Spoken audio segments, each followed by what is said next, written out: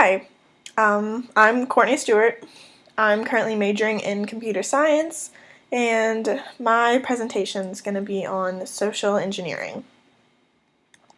So, basic definition of social engineering: it is the psychological manipulation of people into performing actions or into divulging confidential information. And so, pretty much the whole basis of social engineering is why why the people are actually the weakest link of a company and of a company's security. So I'll talk about the problem of social engineering and start with a couple more definitions. So there's pretexting, which is creating a plausible story or scenario to set up a theft or a scam. And pretexting is pretty much what's going to be the basis of most of the other types of attack. They usually will start with pretexting so that they get some kind of background, an explanation for why they're asking for this information. There are diversion thefts, which is persuading a delivery service to falsely deliver goods to another location. There's vishing, which is using phone or voicemail to deceive a victim. That's probably one of the more common ones. Most people have probably been a victim of vishing, whether they've given it or not. Everyone's gotten those phone scam calls of people trying to fake stuff to get access to any of your accounts or whatnot. So there's also baiting, which is dropping malicious devices in an area, or online so that it can be picked up and used. An example, leaving a flash drive somewhere that'll be noticed. Someone wants to pick it up. They want to find out what's on this flash drive, put a label on it so it seems like interesting information. They plug it into their computer, and now the hacker has the virus that they uploaded on the flash drive is now onto your computer, and they can gain access to all your information. There is quid pro quo, which is exchanging information with an expected return. They pretend to give you something, and then you give them what they actually want, which is gaining information. And probably another really common one. I've definitely gotten into several apartment complexes.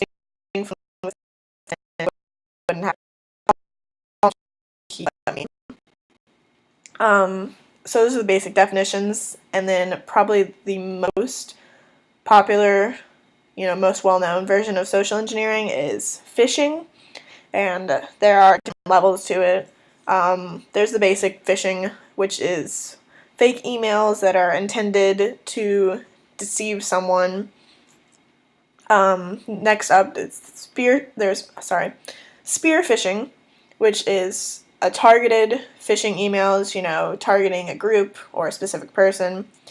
And then there's whaling, which is spear phishing at the executive level, the people who have the most information that they could get out of. So those are the definitions, and then pretty much I found this online and I thought it was pretty funny. The biggest problem to social engineering is that there's no patch to human stupidity. You can do whatever you want to your security of your systems, put up all the firewalls, but you just have one employee who doesn't think, and then they give them someone the password, they give them the version of the software you're using, and then next thing you know, this person has gotten around every level of security you have and just gotten straight into the system. So the solution to this, I'll talk about a few solutions. One of them, the most basic solution for most problems, is training and educating. So you have to start by educating people on the existence of social engineering attacks, because people can't protect themselves against something that they're not aware even exists. And then for a company, write a security policy that explains how people should handle situations. And then one step above writing this policy is having actual required training for people on how to prevent and avoid these attacks. Another simple thing to do is just to slow down and be suspicious of things. So attackers, they want to move quick. They want to make you feel rushed so that you don't have time to think about what they're asking and why they're asking it. So just slow down and take a second and, do what they don't want you to do and think about what they're asking.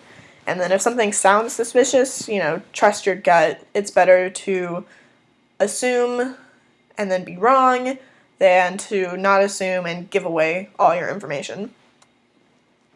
Another solution is just watch out for questionable questions. Think about if the question makes sense, consider whether the person asking needs the information even. Sometimes the information they're asking about, it just isn't necessary for what they're trying to accomplish, according to their pretext, at least. A customer doesn't need to know what version software you're running or who handles your IT, security updates and stuff like that. Another one for more the IT side is patch and update. Keep your software up to date. Leaving something unpatched creates a vulnerability, and hackers can't exploit information if they can't access the information. So if you patch it, they hopefully can't access it, or at least makes it harder for them to access it. Another solution, just verify identities. Authenticating an identity could be the easiest way to deter, or, at the very least, if not deter, recognize an attacker. Find out who they are, what they have, and what they know. And this can be done in person, or, if not in person, you can at least find out what they have and what they know over the phone or on the internet. Sometimes you can't figure out who they are, but you can figure out the other two. Ask for a supervisor's name, fax a work order, maybe ask for the address of their headquarters, some information that an employee would know and maybe a hacker wouldn't. And then, so on to practical implications of, who's really going to be a victim of social engineering. So social engineering is all about you versus the hacker. Hackers are always going to try to steal information, and honestly, doing it through human error is way easier for them to do that. And you are always going to be a target of attacks. The variable that's really up to be able to change is whether you allow them to succeed in what they're trying to do, or, whether you recognize it and you stop it. And just to get a better overall view of who's really a victim of this, I found this chart online, and just to highlight some of the more, relevant things, 107 trillion emails are sent annually, and 90% of that is spam and viruses. And phishing represents 77% of all socially based attacks. And so, to kind of combine them, clicking links within emails accounted for 88% of all reported phishing. And 60% of U.S. adults who send and receive text messages received mobile spam in 2012. So pretty much the gist of what I'm trying to say with all these statistics is that it happens to everyone, and it happens everywhere. So you have a much better chance of being a victim of social engineering than you do not being a victim.